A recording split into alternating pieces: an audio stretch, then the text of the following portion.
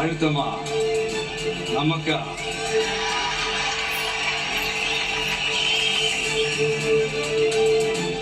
அழுத்தத்துக்கெல்லாம் அடங்கி போற ஆளா இந்த ஆளு? இந்த மூச்சா பார்த்தா அப்படியா தெரியுது உங்களுக்கு?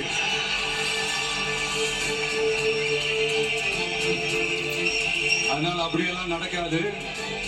அதுவும் முக்கியமா நம்ம கிட்ட அதெல்லாம் நடக்கவே நடக்காது.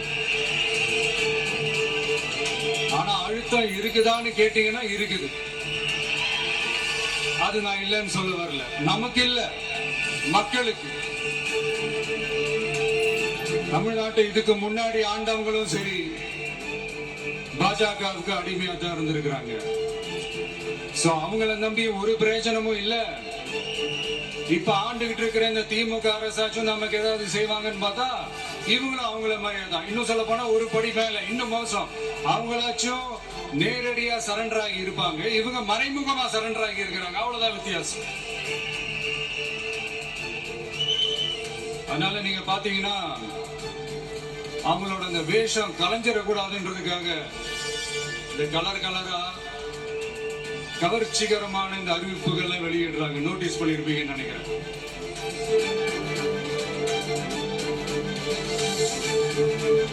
அதனால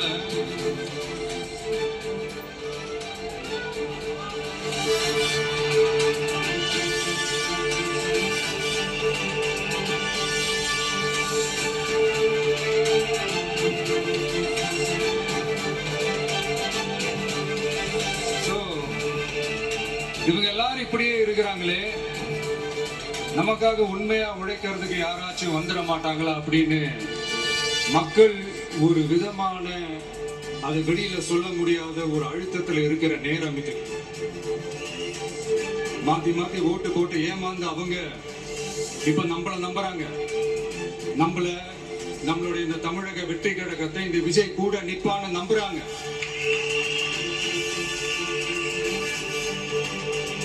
நம்மள நம்புறவங்களுக்காக நாம நம்பிக்கையோடு இருக்கணும்ல. அப்படின்னா இது முக்கியமான, மிக மிக மிக முக்கியமான ஒரு காலகட்டம் தானே. அதனாலதான் அவ்வளவு அழுத்தமா நான் சொன்னேன்.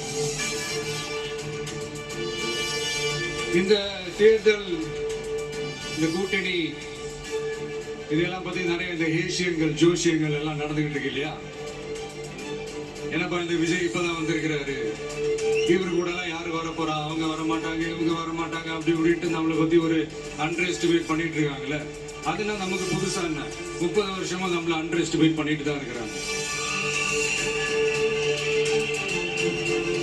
ஆனா மக்கள் கரெக்டா நம்மள எஸ்டிமேட் பண்ணி ரொம்ப அழகா, ரொம்ப அக்கறையா, ரொம்ப தெளிவா, ரொம்ப தீர்க்கமா நமக்குன்னு ஒரு இடத்தை கொடுத்திருக்கிறாங்கல்ல. எப்படி? என் கேரியரின் உச்சமான ஒரு இடத்தை கொடுத்திருக்கிறாங்கல்ல. அதை இந்த நாடே பார்த்துக்கிட்டு இருக்குல்ல. ஏன் அப்படி எனக்கு அந்த இடத்தை கொடுக்கணும்? ஏன்னா இந்த விஜய் நம்ம பிள்ளையாச்சு, நம்ம அண்ணன் ஆச்சு, நம்ம தம்பி ஆச்சுன்னு சொல்லி அவங்க மனசுல அப்படி தோணுது. அதனாலதான் நமக்கு அப்படி ஒரு இடத்தை கொடுத்து உள்ளன்போட அள்ளி நம்மள அரவணைச்சிட்டு இருக்கிறாங்க.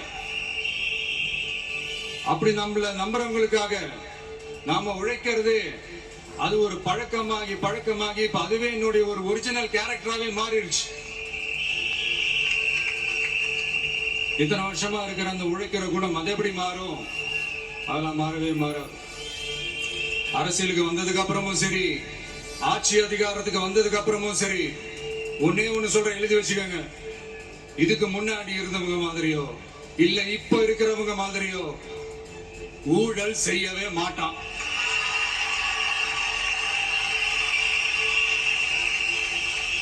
ஒரு பைசா தொட மாட்டான். எனக்கு அது அவசியமே இல்லை. புரியுதுங்களா உங்களுக்கு? எனக்கு அதை தொட வேண்டிய அவசியமே இல்லை.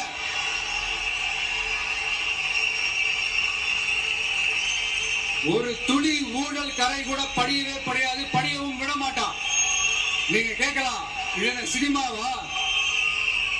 இதன முதல்வன் படமா? ஒரே நாள் நம்ம வந்து இவர் எல்லாத்தையும் கிளீன் பண்ணிடுவாரான்னு நீங்க கேட்கலாம். ஓகே, பிராக்டிகலா அது பாசிபிள் இல்லதான். But it is a process, right? It is a process.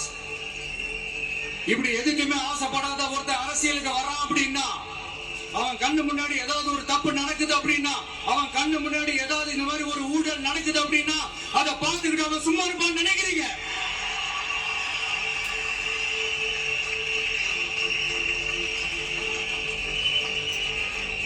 அதனால இந்த தீய சக்தியா இருக்கட்டும், இந்த ஊழல் சக்தியா இருக்கட்டும், ரெண்டு பேரும் தமிழ்நாட்டை ஆண்டவே கூடாது. அப்படிப்பட்ட இந்த கட்சிகளை உண்மையா தில்லா எதிர்க்கிற அந்த கட்ஸும் கெத்தும் நம்ம கிட்ட மட்டும்தான் இருக்கு.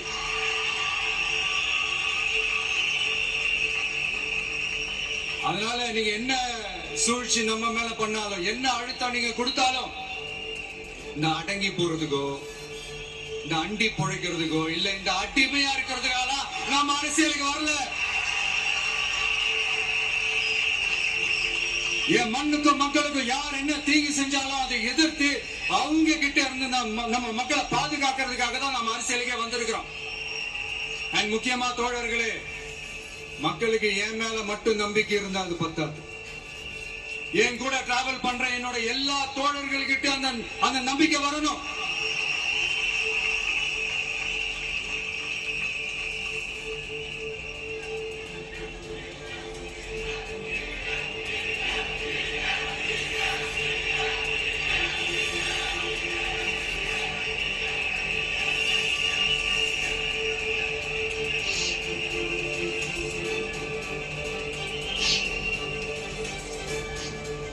அந்த நம்பிக்கை இல்லைன்னு நான் சொல்ல வரல, இருக்குது.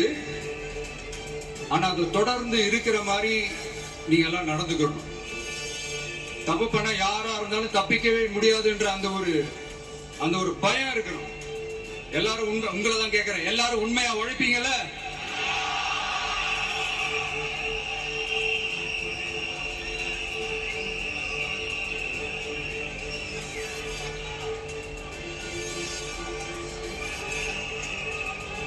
யாருக்காகவும் எதுக்காகவும் நம்மளோட அரசியல காம்ப்ரமைஸ் பண்ணிக்கவே கூடாது. செய்வீங்கல்ல?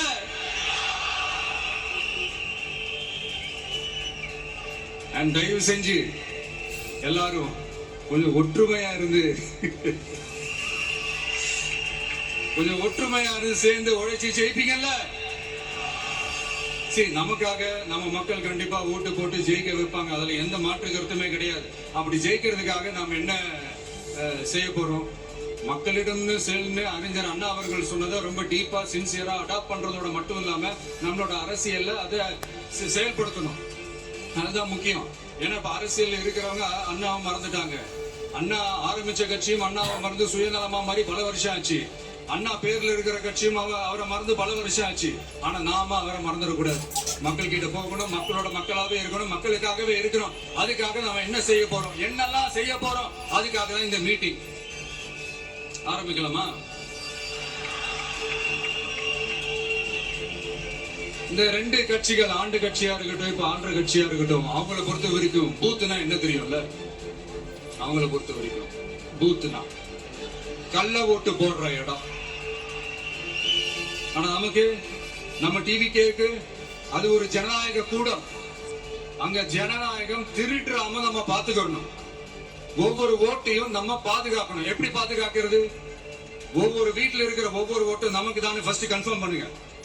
எனக்கு தெரிஞ்சு தமிழ்நாட்டுல ஒரு 2.25 கோடி ரேஷன் கார்டுகள் இருக்கும்னு நினைக்கிறேன். அவங்க எல்லாரும் வேற வேற எந்தெந்த கட்சியில இருந்தாலும் கட்சி வேறுபாடு எல்லாத்தையும் தாண்டி இந்த விஜய் அவங்க வீட்டுல ஒருத்தனா வாழ்ந்துட்டு இருக்கான். அவங்க குடும்பத்துல ஒருத்தனா பாத்துக்கிட்டு இருக்கிறாங்க. அதனால இந்த கட்சி எல்லாத்தையும் தாண்டி இந்த விஜய் கூட நிக்கணும்னு முடிவு பண்ணிட்டாங்க. அதனால அப்படி முடிவு பண்ண அவங்கள பாதுகாப்பா பூத்துக்கு கூட்டிட்டு வாங்க. நம்மளோட இந்த விசில் சின்னத்துக்கு ஓட்டு போட வைங்க.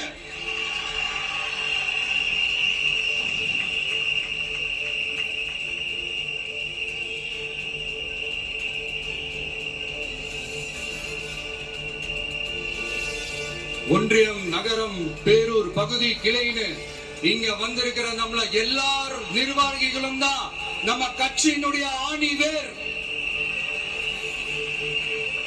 நீங்க எல்லாரும் சுதந்திரமா செயல்படணும், சுதந்திரமா செயல்பட விடணும்.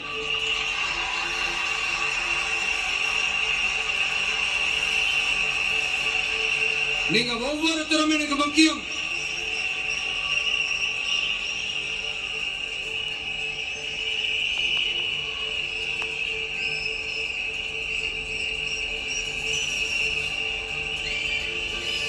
நீங்க தான் நம்மளுடைய இந்த BLAs பூத் லெவல் ஏஜென்ட்ஸோட களத்துல நின்னு வேலை பார்க்க போற ஃப்ரண்ட் லைன் வாரியர்ஸ். இப்ப நடக்க போறது வெறும் எலெக்ஷன் கிடையாது, இது ஒரு ஜனநாயக போர். இந்த டெமோக்ராட்டிக் பேட்டில லீட் பண்ண போற கமாண்டர்ஸ் நீங்க தான்.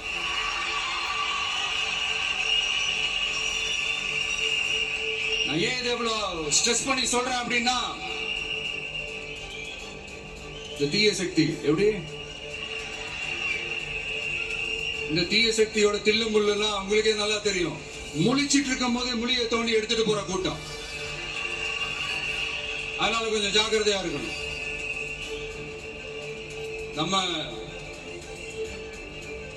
எலெக்ஷனுக்கு இன்னும் 3 மாசம் தான் இருக்குது, அவ்வளவு கூட இல்லைன்னு நினைக்கிறேன். இந்த 3 மாசத்துல நீங்க செய்ய போற அந்த களப்பணியில தான் நம்மளுடைய வெற்றியே இருக்குது. உங்களுக்கு இந்த விஜய் பிடிக்கும்ன்றது உண்மைனா, சத்தியம்னா, உங்களோட உழைப்புல அதை காட்டுங்க.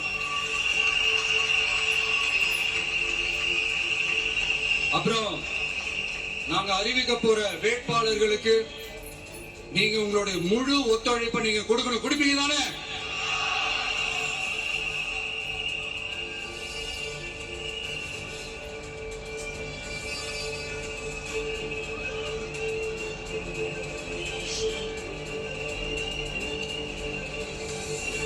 உங்க எல்லாரையும் ஒரு எனர்ஜைஸ் பண்ற மாதிரி உண்மையா நடந்த ஒரு கதை ஒண்ணு சொல்றேன்.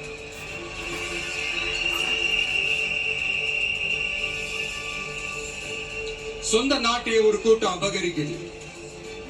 சொந்த நாட்டிலேயே இருக்க முடியாத அளவுக்கு ஒரு நெருக்கடி ஏற்படுது.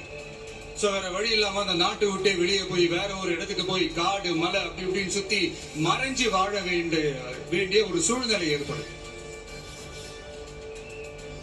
என்னடா இப்படியே ஓடிக்கிட்டு இருக்குமேன்னு சொல்லிட்டு தன்னோட நட்பு சக்திங்க கிட்ட பேசி ஒரு பெரும் படையை திரட்டிக்கிட்டு அதிரடியா ஒரு போரை நடத்தி அந்த நாட்டையே திருப்ப மீட் எடுத்தது யார் தெரியுமா? நம்ம கொள்கை தலைவர்கள் ஒருத்தரான ராணி வேலு நாச்சியார் அவர்கள் தான்.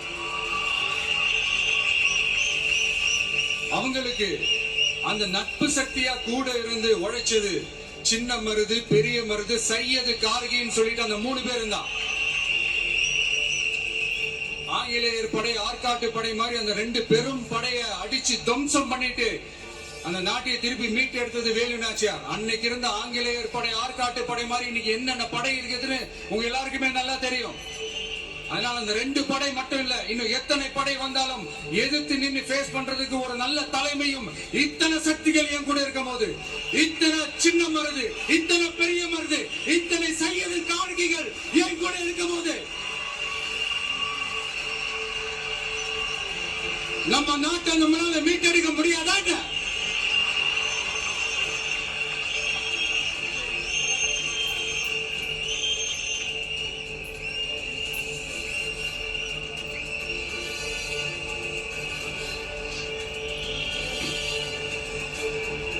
அதுவும் இந்த படை, நம்மளுடைய இந்த TVK படை நட்பு சக்தி இருந்தாலும் இல்லைனாலும் தனியாவும் நின்று கெத்தா ஜெயிக்கிற அளவுக்கு ஒரு மிகப்பெரிய படை. அதுலயும் ரொம்ப முக்கியமா இன்னைக்கு இந்த கூட்டத்துக்கு வரலனாலும் நான் அந்த போர்ல நடந்த அந்த கதை மாதிரி கட்ஸான குயில்கள் நிறைந்த பெண்கள் படையும் நம்மளோட இருக்கிறாங்க. அந்த பெண்கள் படையை பார்த்துதான் அரசியல் அரங்கமே அதிர்ந்து போயிருக்குது. அதனால எல்லாரும் ஒரு நிமிஷம் எனக்காக எந்திரிச்சு நில்லுங்களா ப்ளீஸ். நான் சொல்றதை கொஞ்சம் ரிப்பீட் பண்ணுங்க. இந்த 2026 சட்டமன்ற தேர்தல்ல நாம எல்லாரும் உண்மையாக உழைப்போம், சத்தியமாக உழைப்போம், உறுதியாக உழைப்போம், ஒற்றுமையாக உழைப்போம். Thank you, please sit down.